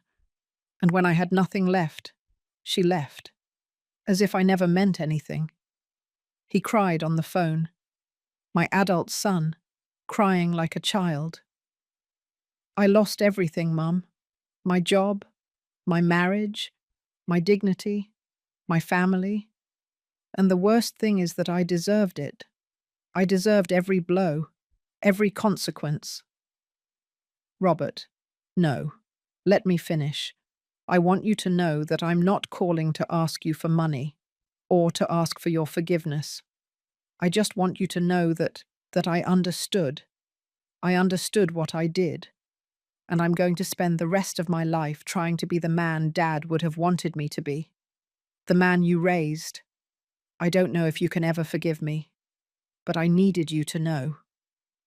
Tears rolled down my cheeks. "Where are you, son?" "In an apartment in Queens. I work at a repair shop. It's hard work, but it's honest. And every month I'm going to deposit the $500 from the agreement. I already made the first deposit. Check your account." "I don't need that money, Robert. But I need to pay it. I need to keep my word, even if it's the only thing I can do to start fixing things." We were silent. A silence filled with everything we couldn't say. Can I see you someday?" he asked, his voice small. Not to ask you for anything, just to have a coffee, so you can see that I'm trying to change. I closed my eyes. In my mind, I saw two images: my son forging my signature, planning to rob me, and my 6-year-old son, on his father's shoulders, smiling with that toothless grin. Call me in 3 months, I finally said. If by then you're still working, still paying, still being the man you say you want to be, then we'll have that coffee.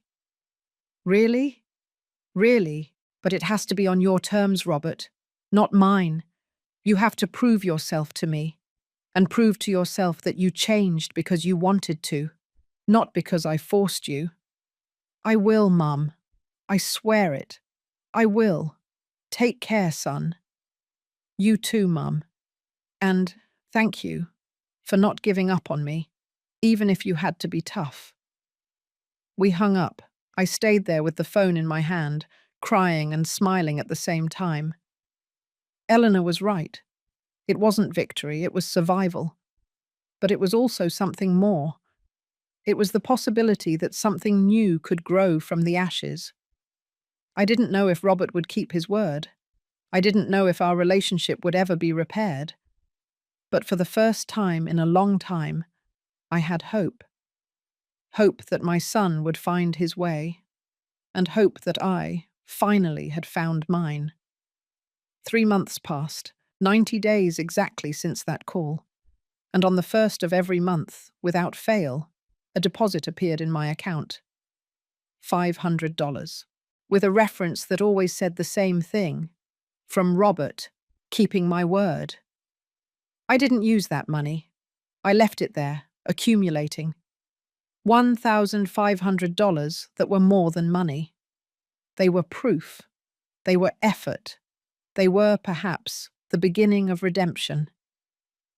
In those 3 months, my life changed in ways I didn't expect. I returned to my sewing classes. I had given them up when Robert and Valerie arrived, because I no longer had the energy or the emotional space. But now, 3 times a week, my living room was filled with women, young and old, learning to hem, to sew buttons, to create something with their own hands. One of them, Lupita, a 25-year-old girl with a baby a few months old, told me one day, "Mrs. Mary, you have a special light. It's clear you've suffered, but also that you didn't let the suffering extinguish you."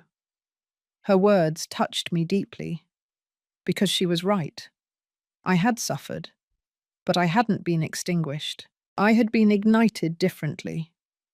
Eleanor and I started traveling, small trips, to Seattle one weekend, to San Francisco another, to New Orleans, to eat beignets and visit the churches. Nothing luxurious, just 2 older women reclaiming lost time. You know what the best thing about getting older is? Eleanor told me in Seattle, while we were eating cheeseburgers at the market. That you don't have to ask anyone for permission to be happy anymore. And she was right. I also started therapy.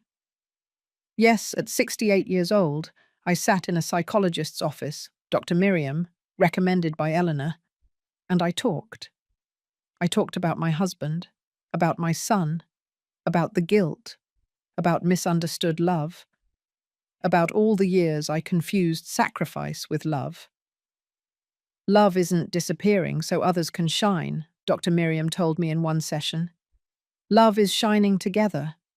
And when someone asks you to dim your light so they can shine, that's not love. It's abuse. I wrote those words in a notebook. I read them every morning. And in the midst of all this, my house became my house again. I redecorated it calmly. I painted the guest bedroom light yellow.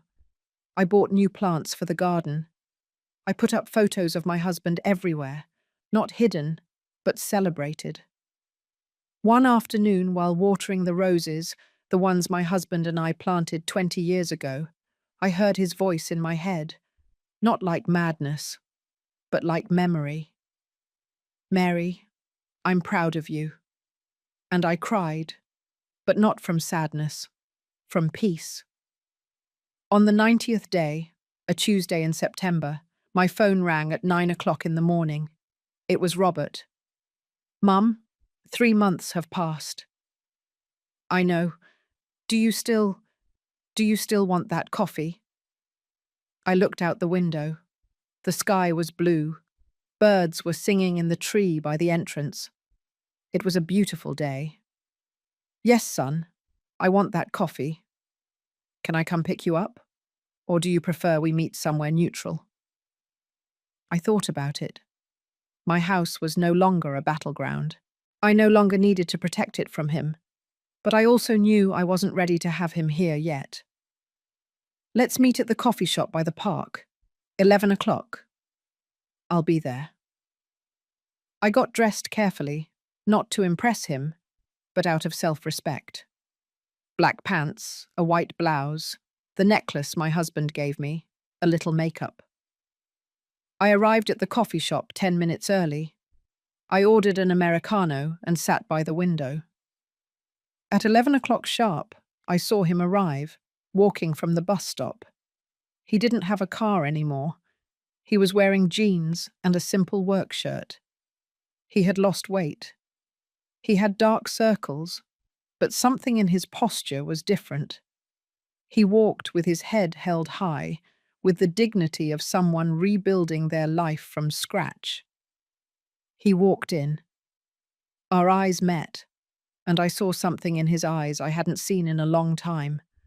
Real humility. Not acted. Real. He sat across from me, ordered a coffee. We were silent for a few seconds. "Thank you for coming," he finally said. "Thank you for keeping your word. Did you receive the deposits?" "Every one of them. I'm going to keep paying, down to the last dollar, even if it takes me years." "I know." He took a sip of his coffee. His hands were no longer those of an office worker. They were rough, calloused, hands of hard labor. "Mum, I need you to know something. I didn't look for you sooner because I needed to hit rock bottom. I needed to truly understand what I did, and I couldn't do that while I was still justifying myself, blaming others, playing the victim." "And do you understand now?" "Yes. I understood that I betrayed the person who loved me most in this world, that I put a woman who didn't love me before my mother, that I signed your name on papers that could leave you on the street, that I was a bad son, a bad man, a bad person." His eyes filled with tears. "And I also understood that you didn't kick me out for revenge. You kicked me out for love, because if you didn't, I would have kept sinking. And you with me." I nodded. I couldn't speak. The lump in my throat was too big. "Valerie left me a week after we moved," he continued. "She met an accountant who has his own house and a new car. She left without looking back. And you know what the worst part was? That it didn't even hurt that much. Because I knew, deep down, I always knew, that she never loved me. And I clung to that illusion because I was afraid of being alone. And now? Now I'm alone. But I'm not afraid. Because I learned that being alone is better than being accompanied by the wrong people." I smiled through the tears. "That's a great lesson, son." "I work at a repair shop. It's hard. I get tired. I come home with dirty hands and an aching back. But I like it. I like it because it's honest. Because I earn every dollar with my effort. Not with lies. Not with tricks. I'm proud of you." He broke. He cried. Right there, in that coffee shop, with people watching, my son cried like he hadn't cried since he was a child. "Really, Mum? Are you really proud?" "Yes, because you fell. But you got back up. And that's what matters." We talked for 2 hours. He told me about his life, about the small but clean apartment, about his co-workers at the shop, about how he had started going to therapy too. The therapist is helping me understand why I did what I did. The debts, the pressure, the fear of disappointing Valerie. But he's also teaching me that explanations are not justifications. That understanding why I did something doesn't erase the harm I caused. That's very mature, Robert.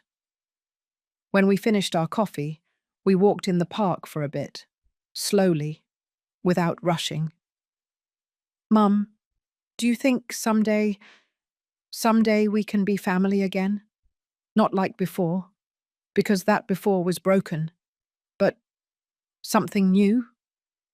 I stopped. I looked into his eyes, those eyes that were just like his father's. Yes, son, I think so, but it's going to take time and effort and a lot of honesty. I'm willing to whatever it takes. Then let's start here, today, with this coffee, and in a month, we'll have another one. And that way, step by step, we'll rebuild what was broken. Would you let me visit you at the house someday? Not to stay, just to have dinner, to see you, for you to tell me about your life. I thought about it. My house, my refuge, my sacred space. Not yet, Robert, but soon, when we are both ready. I understand. We said goodbye with a hug, a different kind of hug. Not from the son who asks, but from the son who is grateful. I watched him walk away, get on the bus, leave, and I returned to my house with my heart full of something strange and wonderful. Hope. 3 months later, it was December, the month of my husband's death anniversary. Robert called every week, short but meaningful conversations. He told me about his progress. I told him about my sewing classes, about my trips with Eleanor, about how the garden was blooming. The deposits kept coming, punctual, without fail. And one day, I dared. Robert, would you like to come over for dinner this Sunday? Silence on the other end. At the house? Yes, at home. I'm going to make your favorite soup. Mum, are you sure? I'm sure. On Sunday, I spent the morning cooking. That chicken soup that Robert had loved since he was a child. Homemade tortillas, Spanish rice, beans, lemon pound cake for coffee. At 2 o'clock in the afternoon, the doorbell rang. I opened the door. There was my son, with a bouquet of flowers, white daisies, my favorites, and an expression that was nervous yet hopeful. Hi, Mum. Hello, son. Come in. He walked in slowly, looking at the house as if he was seeing it for the first time. And in a way, he was. Because this was no longer the house where he had lived with Valerie. This was my house, recovered, redesigned, reborn. It looks beautiful, he said. It looks like before, like when Dad was alive. Because now he lives again, really. We ate in the dining room, the same table where thousands of family dinners had taken place. But this time, something was different. There was no tension, no lies, no masks.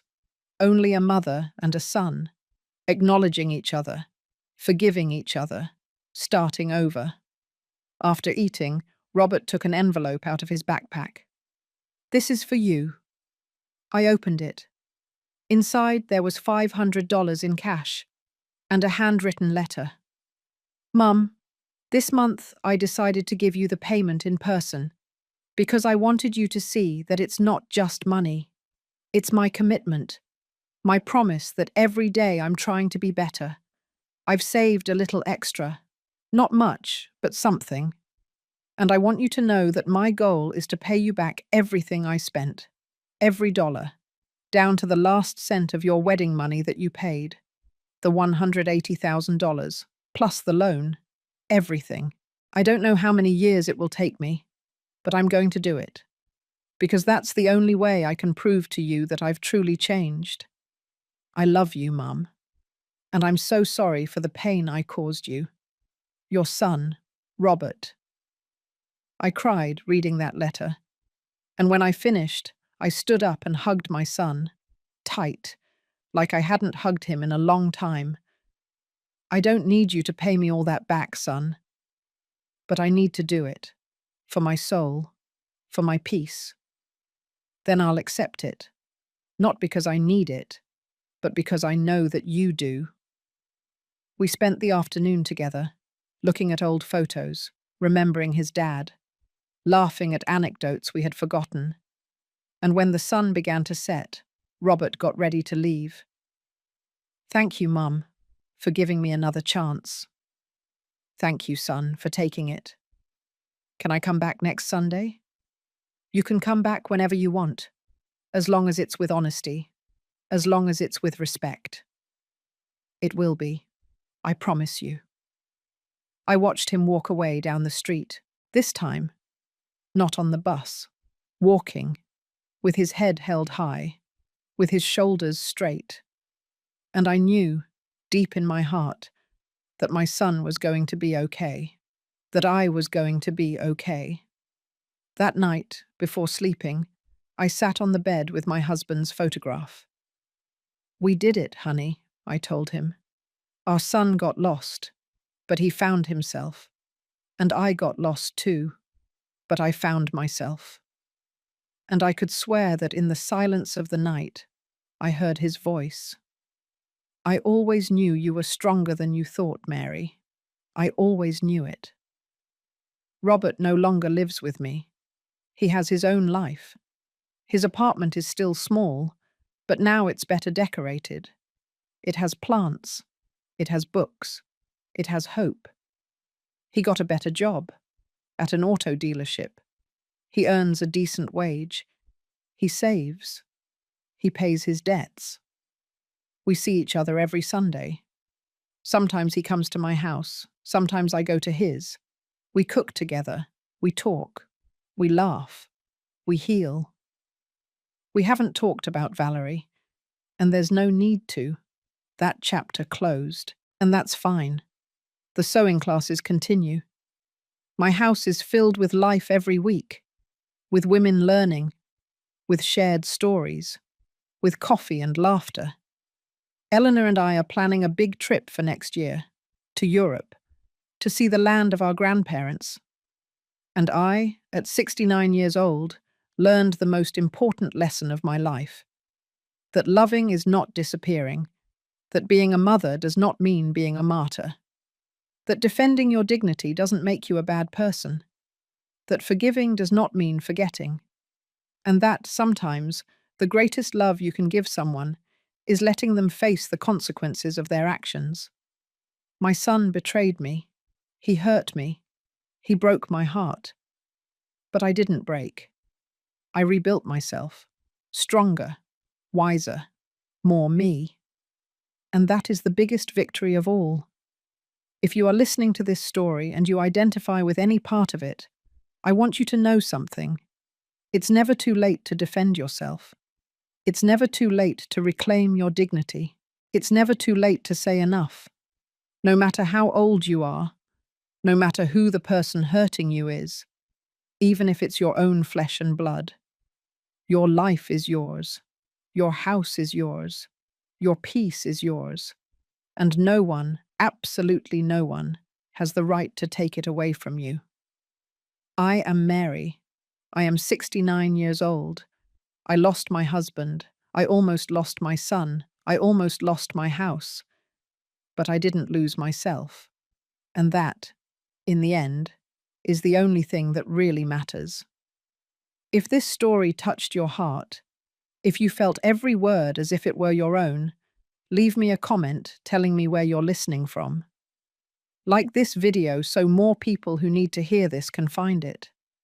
And subscribe to the channel, because every week I share real stories of brave women who refused to be victims.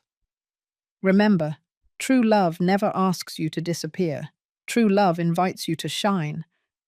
Until the next story, and may you never forget your worth.